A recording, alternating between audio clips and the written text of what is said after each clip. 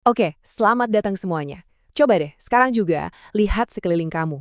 Dari ponsel yang ada di genggaman sampai kursi yang lagi kamu duduki, semua itu nggak muncul gitu aja kan. Ada tujuan di baliknya. Nah, hari ini kita bakal bongkar rahasia di balik semua benda keren di sekitar kita. Siap? Yuk kita mulai. Kita mulai dari yang simpel dulu deh. Coba bayangin poster konser atau film yang mungkin nempel di dinding kamar kamu. Atau coba deh rasain kursi yang lagi kamu dudukin sekarang. Pernah kepikiran nggak, kenapa ya bentuknya begini? Kenapa bisa nyaman? Atau malah bikin punggung pegel? Bahkan, kita bisa lihat sampai ke skala yang lebih besar, kayak bangunan yang menjulang tinggi di luar jendela kamu. Poster, kursi, bangunan, kelihatannya beda banget kan? Tapi apa sih benang merahnya? Jawabannya adalah semua itu nggak terjadi secara kebetulan. Ada sebuah proses yang disengaja di baliknya. Dan jawabannya adalah desain. Tapi, tunggu dulu. Jangan langsung mikir desain itu cuma soal bikin sesuatu jadi cakep atau keren ya. Desain itu pada dasarnya adalah jembatan antara dua hal yang super penting. Estetika, alias tampilannya, dan fungsi, alias kegunaannya. Keduanya harus jalan bareng. Nah, disinilah beda utamanya desain sama seni murni.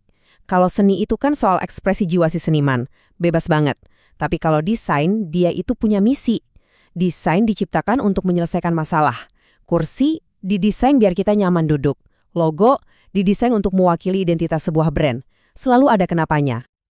Oke, jadi gimana sih cara seorang desainer bekerja? Anggap aja mereka itu punya semacam toolkit rahasia. Isinya bukan palu atau obeng, tapi elemen dan prinsip dasar yang jadi fondasi dari semua karya visual. Dan bagian terbaiknya, toolkit ini bisa kita pelajari bareng-bareng. Yuk, kita bongkar isi toolkitnya. Pertama, kita punya bahan-bahannya, atau yang kita sebut sebagai 7 elemen dasar desain. Anggap aja ini seperti alfabet visual, huruf-huruf yang kita pakai buat menulis sebuah gambar. Ada titik buat narik perhatian kita. Ada garis yang seolah-olah ngarahin mata kita untuk bergerak. Lalu ada bentuk, mau itu datar 2 dimensi atau 3 dimensi. Ada ruang yang ngasih ilusi jauh dan dekat. Tentu aja, ada warna yang bisa banget mainin mood kita. Lalu tekstur yang bikin kita kayak bisa ngerasain permukaannya.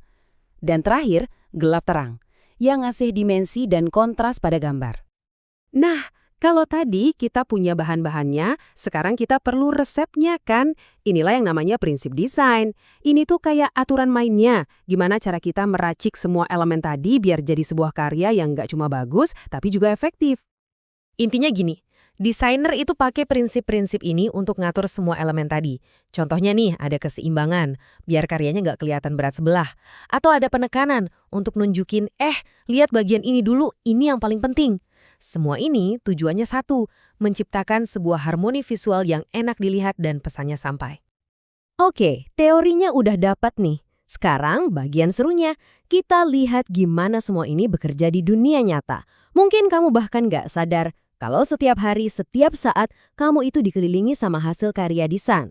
Logo di cangkir kopi kamu, itu desain grafis. Kursi yang lagi kamu dudukin, desain produk. Cara kamar kamu ditata, desain interior. Baju yang kamu pakai hari ini, itu desain fashion. Sampai gedung kantor atau rumah kamu, nah itu arsitektur. Semuanya tanpa terkecuali dirancang dengan sebuah tujuan. Jadi pertanyaan selanjutnya, gimana sih sebuah ide abstrak yang ada di kepala bisa jadi produk nyata? Ternyata ada loh semacam cetak biru atau alur kerja universal yang hampir selalu diikuti oleh para kreator. Prosesnya tuh biasanya begini. Pertama, semuanya berawal dari sebuah ide. Inspirasinya bisa datang dari mana aja, dari alam, budaya, atau masalah sehari-hari. Terus, ide liar itu coba dijinakan lewat sketsa awal yang simple. Dari situ masuk ke tahap pengembangan. Di sini mulai lebih serius nih, milih warna, bahan, dan teknik. Kalau udah matang, barulah dieksekusi jadi versi final di tahap penyelesaian. Dan yang sering dilupakan tapi penting banget, karya itu dipresentasikan dan dievaluasi buat dapat masukan. Siklus ini percaya deh berlaku di hampir semua bidang kreatif. Oke, kita udah bahas konsepnya, elemennya, prinsipnya, bahkan prosesnya. Nah, sekarang giliran kamu. Karena untuk bisa berpikir kayak desainer, kamu nggak harus jadi desainer profesional kok. Gimana kalau kita coba latihan kecil-kecilan? Ambil aja kertas sama pulpen, atau buka aplikasi gambar di ponsel kamu. Bayangin, kamu dapat tugas bikin poster dengan tema Cinta Lingkungan, Kurangi Sampah Plastik. Nah, coba pikirin, warna apa yang mau kamu pakai biar pesannya kuat? Bentuk apa yang bisa bikin orang langsung ngeh?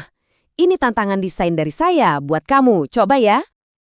Dan sebagai penutup, saya mau tinggalin satu pertanyaan buat kamu renungin. Coba deh setelah ini, lihat lagi sekelilingmu. Di rumah, di jalan, di tempat kerja. Ada nggak sih masalah kecil yang sebenarnya bikin kamu gemas? Mungkin tumpukan kabel yang berantakan, atau petunjuk jalan yang membingungkan. Gimana kalau kamu coba lihat masalah itu dengan kacamata seorang desainer?